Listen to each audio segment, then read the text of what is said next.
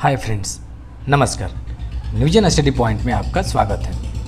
आज हम number system के इस दूसरे लेक्चर सीरीज को शुरू करने जा रहे हैं। नंबर सिस्टम के पहले वीडियो में हम फ्रैक्शन यानी भिन्न तक की चर्चा कर चुके हैं। आज के इस वीडियो लेक्चर में फ्रैक्शन से आगे की चर्चा होने वाली है। तो चलिए आइए एक एक करके देखते हैं। सबसे पहले 12वें नंबर पर मौजूद कंपोजिट नंबर से शुरू करते हैं। कंपोजिट नंबर यानी भाज्य संख्या। भाज्य संख्याएं क्या होती हैं? वैसी संख्याएं जो एक अथवा स्वयं के अलावा कम से कम किसी अन्य और संख्या से ठीक ठीक विभाजित होती है, उसे हम कंपोजिट नंबर कहते हैं। एग्जाम्पल के तौर पे हम देख सकते हैं 4, 8, 9, 18, 21। 4 को जब हम देखते हैं तो एक और स्वयं यानी 4 के अलावा 2 से भी विभाजित होती है। इस तरह से 4 एक कंपोजिट नंबर है। उसी तरह से 8 को देखते हैं, 1 और 8 स्वयं के अलावा के अतिरिक्त 4 से भी डिवाइड होती है, जो कि एक कंपोजिट नंबर है।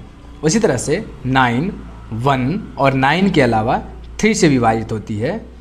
इस तरह से 9 भी एक कंपोजिट नंबर है। आगे और भी हम इसी तरह से देख सकते हैं।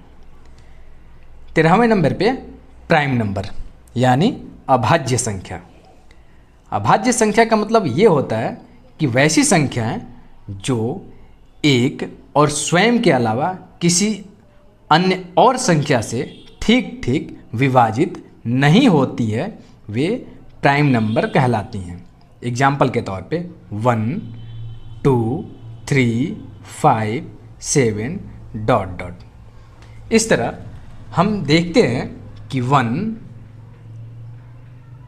के अलावा किसी अन्य संख्या से ठीक ठीक डिवाइड नहीं होता है। इस तरह से 1 एक प्राइम नंबर यानी अभाज्य संख्या है।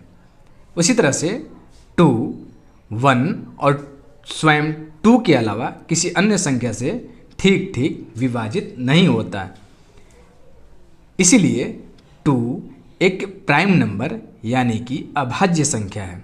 उसी तरह से 1 और 3 के अलावा किसी अन्य संख्या से ठीक ठीक विभाजित नहीं होता, इसलिए 3 एक प्राइम नंबर यानी अभाज्य संख्या है। इसी तरह से 5 है, इसी तरह से 7 है। आप 1 से लेकर के 100 तक की गिनती में यानी काउंटिंग में अपने पेन पेपर पर लिख करके देख सकते हैं, चेक कर सकते हैं कि 1 से लेकर के 100 तक की संख्याओं में कौन कौन सी प्राइम नंबर संख्याएं मौजूद हैं। आगे हम देखते हैं 14वें नंबर पे इवन नंबर। इवन का मतलब होता है सम संख्या। इवन नंबर मतलब सम संख्या। वैसी संख्याएं जो 2 से ठीक ठीक विभाजित होती हैं, उन्हें हम इवन नंबर कहते हैं। एग्जाम्पल के तौर पे 2, 4, 6, 8, 10 ... ये सभी संख्याएं 2 से ठीक ठीक प्रकार से विभाजित हो जाती हैं, यानी इसमें कोई शेषफल या रिमाइंडर नहीं बचता। उसे हम इवन नंबर यानी सम संख्या कहते हैं। हमें यहाँ विशेष तौर पे ध्यान देने वाली बात ये है कि 0 को मैथमेटिक्स में इवन नंबर यानी सम संख्या की श्रेणी में रखा जाता है। यानी अगर हमसे पूछा जाए कि क्या 0 ऑड नंबर है या इवन नंबर है, तो हमारा जवाब होगा 0 एक इवन नंबर यानी सम संख्या है। अब 15वें नंबर पे हम देखते हैं ऑड नंबर यानी विषम संख्या क्या होती है। वैसी संख्याएं जो 2 से ठीक ठीक प्रकार से विभाजित नहीं होती हैं। कहने का मतलब ये है कि वैसी संख्या जिसे अगर 2 से विभाजित किया जाए तो भागफल के अलावा शेषफल भी बचता है, उसे हम ऑड नंबर कहते हैं। एग्जाम्पल के तौर पे 1, 3, 5, 7, 9 ये सभी संख्याएं ऐसी हैं जिसे 2 से विभाजित किया जाए तो इसमें आवश्यक रूप से शेषफल बचती हैं। इस तरह से ये सभी संख्याएं एक ऑड नंबर यानी विषम संख्या के उदाहरण हैं। 16वें नंबर पे हम देखते हैं प्लेस वैल्यू यानी स्थानीय मान।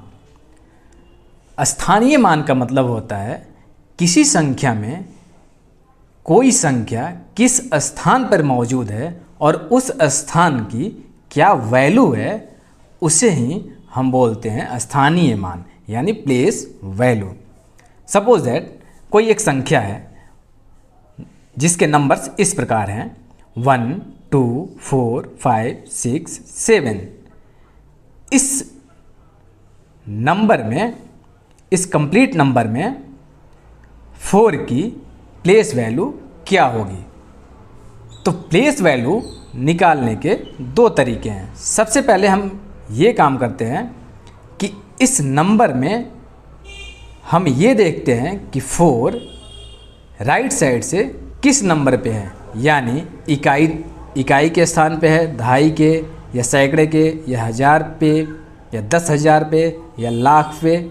हम ये राइट साइड से काउंट करना शुरू करते हैं तो हम पाते हैं कि इस नंबर में 4 1000 के स्थान पर मौजूद है। तो हम 4 को 4 लिख देते हैं और जो 1000 का अपना पर्सनल वैल्यू है उससे उसको मल्टीप्लाई कर देते हैं।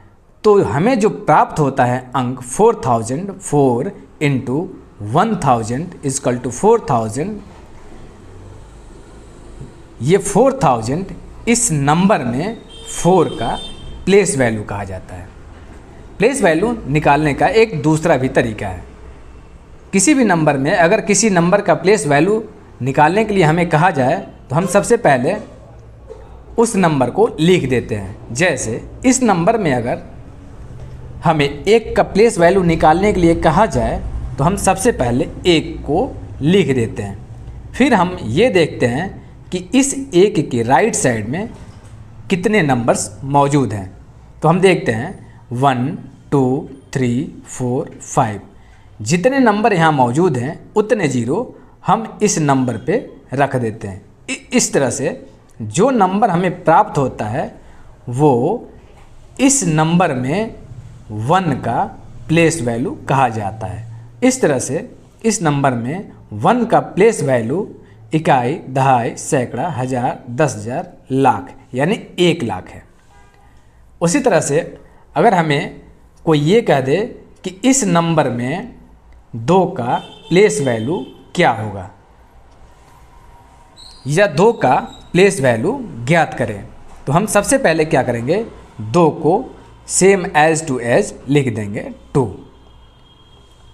फिर हम ये देखेंगे कि इस 2 के दाहिने साइड में कितने नंबर्स मौजूद हैं। तो हम यहाँ ये पाते हैं कि 1 2 3 4 नंबर्स 2 के दाहिने साइड में कुल मौजूद हैं। तो इस 2 के बाद 4 0 हम यहाँ पे रख देते हैं। इससे बनने वाले जो नंबर है वो नंबर इस नंबर में 2 का प्लेस वैल्यू कहा जाएगा। इस तरह से इकाई, दहाई, सैकड़ा, हज़ार, 10,000 यानी 20,000 इस नंबर में 2 का प्लेस वैल्यू कहा जाएगा। 17वें नंबर पे हम बात करते हैं फेस वैल्यू। फेस मतलब होता है उसकी खुद की फेस वैल्यू, उसकी स्वयं की वैल्यू क्या है। किसी भी नंबर का फेस वैल्यू उसका स्वयं का वैल्यू होता है। यानी अगर कोई नंबर है जिसमें ये नंबर्स मौजूद हैं 1 2 4 5 6 7, तो इस पूरे नंबर में अगर हमसे कहा जाए कि 2 का फेस वैल्यू क्या होगा तो हमारा जवाब होगा 2 का फेस वैल्यू 2 होगा। उसी तरह से 4 का प्लेस वैल्यू क्या होगा तो हमारा जवाब होगा 4 का प्लेस वैल्यू 4 होगा। 18वें नंबर पे हम देखते हैं रेकरिंग नंबर यानी कि आवर्त संख्या। रेकरिंग नंबर क्या होता है? वैसी संख्या जो दशमलव के बाद इन्फिनेटिव तक होती हैं, एग्जाम्पल के तौर पे 1.999 डॉट डॉट इन्फिनेटिव, तो उस तरह की संख्याओं को हम रेकरिंग नंबर यानी आवर्त संख्या कहते हैं। हमें ध्यान देने वाली बात यह है कि दशमलव के बाद इन रेकरिंग नंबर्स की रिपीटिशन अनंत बार होती है। यहाँ 9 का रिपीटिशन अनंत बार हो रहा है। इसी तरह से 6.123 यहाँ हम ये देख रहे हैं कि दशमलव के बाद 1 2 3 का रिपीटिशन बार बार चल रहा है, यानी अनेक बार हो रहा है, अनंत तक हो रहा है। इस तरह की संख्याओं को हम रेकरिंग नंबर यानी कि आवर्त संख्या कहते हैं। यहाँ ध्यान देने वाली बात एक और है कि रेकरिंग नंबर को व्यक्त करने के लिए हम इस स्वरूप को इस स्वरूप में लिखते हैं। एग्जाम्पल के तौर पे अगर हमें लिखना होगा 1.999 डॉट डॉट इन्फिनेटिव, तो हम इसे इस तरह से लिखते हैं 1.9 बार। बार का मतलब होता है कि डेसिमल के बाद में जिस नंबर के ऊपर बार रहता है उस बार से मतलब ये होता है कि इस नंबर का रिपीटिशन अनंत बार है। इसी तरह से इस नंबर में 6.123 डॉट डॉट इन्फिनेटिव तक, इस संख्या में हम ये देख रहे हैं कि डेसिमल के बाद यानी दशमलव के बाद 1 2 3 का रिपीटिशन बार बार हो रहा है। तो इसे हम संक्षेप में लिखने के लिए लिखते हैं 6.123 के ऊपर बार। ये बार ये पूरे संपूर्ण 1 2 3 के ऊपर है, यानी रिपीटिशन यहाँ 1 2 3 का एक साथ हो रहा है। यानी जब भी ये रिपीट होगा इस सेट में रिपीट होगा। बार का मतलब ही होता है कि जिस नंबर के वो ऊपर मौजूद रहेगा वो उस नंबर की रिपीटिशन बार बार कर रहा है। 19वें नंबर पे आते हैं नॉन रेकरिंग नंबर। इसके रेकरिंग नंबर के उलट जो संख्याएं होती हैं वो नॉन रेकरिंग नंबर होती हैं, यानी दशमलव के बाद इनका रिपीटिशन नहीं होता है। एग्जाम्पल के तौर पे 1.99, इसका मतलब हुआ कि दशमलव के बाद 9 मौजूद है, इसके अलावा इसके आगे कोई रिपीटिशन नहीं है। इसी तरह से 1.23 यानी इसमें दशमलव के बाद 23 के बाद कोई रिपीटिशन नहीं है। उसी तरह से 1.123। 20वें नंबर पे हम बात करते हैं को प्राइम नंबर। इसका मतलब होता है सह अभाज्य संख्या। चलिए देखते हैं सहभाज्य संख्या किसे कहते हैं। अगर दो संख्याओं के फैक्टर में से एक के अलावा कोई भी संख्या कॉमन ना हो तो ऐसी स्थिति में ये दोनों संख्याएं आपस में को प्राइम नंबर्स कहलाती हैं। दूसरे शब्दों में कहें कि कोई भी अगर दो संख्या हैं और उनके गुणनखंड में कोई भी कॉमन फैक्टर मौजूद नहीं है तो वैसी संख्याएं आपस में को प्राइम नंबर्स कहलाती हैं। एग्जाम्पल के तौर पे हम यहाँ देख सकते हैं 8 और 15 को। पहले 8 के फैक्टर के बारे में जानते हैं। फैक्टर क्या होता है? किसी भी नंबर के फैक्टर्स वे होते हैं जो उस संख्या को कंप्लीटली डिवाइड करते हैं। एग्जाम्पल के तौर पे 8 के फैक्टर्स देखते हैं कि 8 के फैक्टर्स कौन कौन हैं। इस बात को चेक करने के लिए हम 8 से नीचे की सारी संख्याओं को एक एक कर उठा के चेक करते हैं कि कौन कौन संख्याएं 8 को कंप्लीट तौर पे डिवाइड करती हैं। तो सबसे पहले 1 से शुरू करते हैं।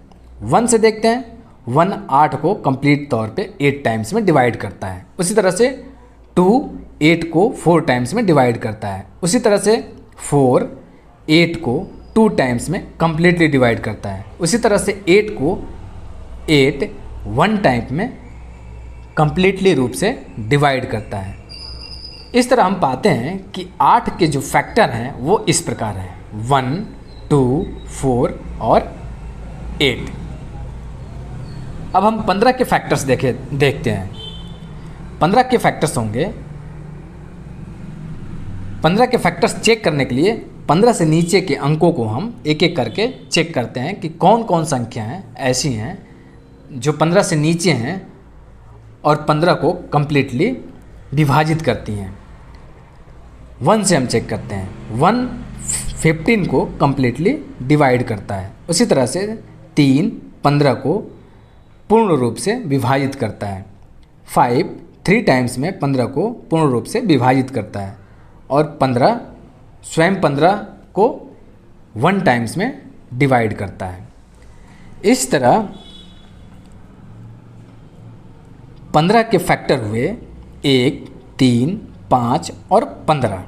अब हम इन दोनों के फैक्टर्स में ये देखते हैं कि 1 और स्वयं के अलावा क्या और कोई कॉमन फैक्टर इसमें मौजूद हैं। तो हम पाते हैं 1 के अलावा कोई भी ऐसा फैक्टर नहीं है जो इन दोनों फैक्टरों में कॉमन हो।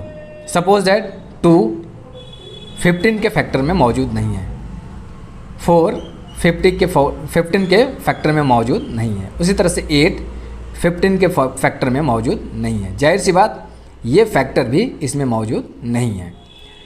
तो इस तरह से हम ये कह सकते हैं, इस निष्कर्ष पे पहुंच सकते हैं कि 8 और 15 आपस में को प्राइम नंबर्स हैं।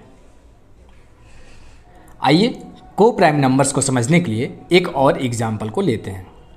यहाँ हम 16 और 15 को लेते हैं। सबसे पहले हम 16 के सारे फैक्टर्स को निकालेंगे। 16 के सारे फैक्टर्स को चेक करने के लिए 16 से छोटी सभी संख्याओं को एक एक करके उठाते हैं और उन्हें 16 में डिवाइड करते हैं। अगर वे संख्याएं ठीक ठीक विभाजित करती हैं तो वे 16 की फैक्टर्स हैं। चेक करते हैं। सबसे पहले हम 1 को लेते हैं। 1 16 को कम्प्लीटली डिवाइड करता है। उसी तरह से 2 16 को कम्प्लीटली डिवाइड करता है। उसी तरह से 4 16 को कम्प्लीटली तौर पे डिवाइड करता है। उसी तरह से 8 2 टाइम्स में 16 को कम्प्लीटली डिवाइड करते हैं। अब 15 के फैक्टर्स चेक करते हैं। 1 15 को कम्प्लीटली तौर पे विभाजित करता है। 3 15 को ठीक ठीक प्रकार से विभाजित करता है। 5 15 को पूरी तरह से विभाजित करता है। उसी तरह से 15 को एक बार में पूर्ण रूप से विभाजित करता है। इस तरह हम पाते हैं कि 16 के जो फैक्टर्स हमें प्राप्त हुए वो इस प्रकार हैं 1 2 4 8। 15 के जो फैक्टर्स हमें प्राप्त हुए वो इस प्रकार हैं 1 3 5 और 15। को प्राइम नंबर्स का यानी दो नंबर्स तभी को प्राइम नंबर्स होती हैं जब उनमें एक के अलावा यानी 1 के अलावा और कोई भी फैक्टर्स कॉमन ना हो। तो इस तरह हम पाते हैं कि इन दोनों फैक्टरों में से कोई भी फैक्टर ऐसा नहीं है जो आपस में कॉमन हो। इस तरह हम इस निष्कर्ष पर पहुंचते हैं कि 16 और 15 आपस में को प्राइम नंबर्स हैं। चलिए को प्राइम नंबर की जांच करने के लिए एक और एग्जाम्पल के माध्यम से समझते हैं। देखते हैं क्या 12 और 27 आपस में को प्राइम नंबर्स हैं। सबसे पहले हम 12 के सारे फैक्टर्स ज्ञात करेंगे। तो हम ये पाते हैं 1 2 3 4 6 और 12 हमें 12 के फैक्टर्स प्राप्त होते हैं। इसी तरह से 27 के फैक्टर निकालने पर हमें 1, 3, 9 और 12 प्राप्त होते हैं। सबसे पहले हम चेक करते हैं कि को प्राइम नंबर होने के लिए कंडीशन ये है कि एक के अलावा एक ऐसा फैक्टर दोनों फैक्टरों में मौजूद होना चाहिए जो कॉमन हो। चलिए देखते हैं। 2 को देखते हैं। 2 12 के फैक्टर में मौजूद है, परंतु 2 27 के फैक्टर में मौजूद नहीं है। इसी तरह से अब 3 को चेक करते हैं। 3 12 के फैक्टर में मौजूद है, जबकि 3 27 के फैक्टर में भी मौजूद है। इस तरह से हम पाते हैं कि 3 12 और 27 के कॉमन फैक्टर्स हैं। इस तरह को प्राइम नंबर होने की शर्त को 12 और 27 पूरा नहीं करते हैं। शर्त ये है कि एक के अलावा कोई भी ऐसा कॉमन फैक्टर नहीं हो जिससे वो को प्राइम नंबर होने की कंडीशन फुलफिल कर सकें। इस तरह हम पाते हैं कि 12 और 27 में एक 3 ऐसा नंबर है जो दोनों का कॉमन फैक्टर है। इस तरह से ये दोनों आपस में को प्राइम नंबर्स नहीं हैं। आइए अब को प्राइम नंबर से संबंधित एक महत्वपूर्ण नोट को देखते हैं। अगर कोई संख्या x y से ठीक ठीक विभाजित हो और y को दो को प्राइम नंबर के मल्टीप्लाई के रूप में यानी a इंटू बी के रूप में लिखा जा सके, तो ऐसी स्थिति में संख्या x a और b से अलग अलग ठीक ठीक विभाजित होगी। इसका उल्टा ये भी कह सकते हैं कि अगर कोई दो को प्राइम नंबर्स हैं तो उनका मल्टीप्लाई उन दोनों नंबरों के जिनको मल्टीप्लाई किया गया है उनसे ठीक ठीक विभाजित होंगे। आइए देखते हैं। यहाँ हम सबसे पहले 21 को देखते हैं। 21 को 3 इंटू 7 के दो को प्राइम नंबर्स के मल्टीप्लाई के रूप में लिखा गया है, यानी 3 और 7 दोनों आपस में को प्राइम नंबर्स हैं और इन दोनों का मल्टीप्लाई 21 है। इस तरह से इस शर्त के अनुसार 21 3 और 7 से कंप्लीटली डिवाइड होगा, यानी इनसे विभाजित करने पर कोई शेषफल प्राप्त नहीं होगा। दूसरे शब्दों में ये भी कह सकते हैं कि इन दोनों का गुणज होगा, यानी इनके मल्टीप्लाई में 21 होगा। 24 को देखते हैं। 24 को हम 3 इंटू 8 के को प्राइम नंबर के मल्टीप्लाई के रूप में लिखते हैं, तो हम यहाँ ये पाते हैं 3 इंटू 8 इजकल टू 24 होता है। इस तरह ये दोनों आपस में को प्राइम नंबर्स हैं। ऊपर के नोट के अनुसार 24 3 और 8 से अलग अलग पूर्ण रूप से विभाजित होता है। उसी तरह से 99 को यहाँ दो को प्राइम नंबर्स के मल्टीप्लाई के रूप में लिखा गया है, यानी 99 9 और 11 से पूर्णतया विभाजित होगा।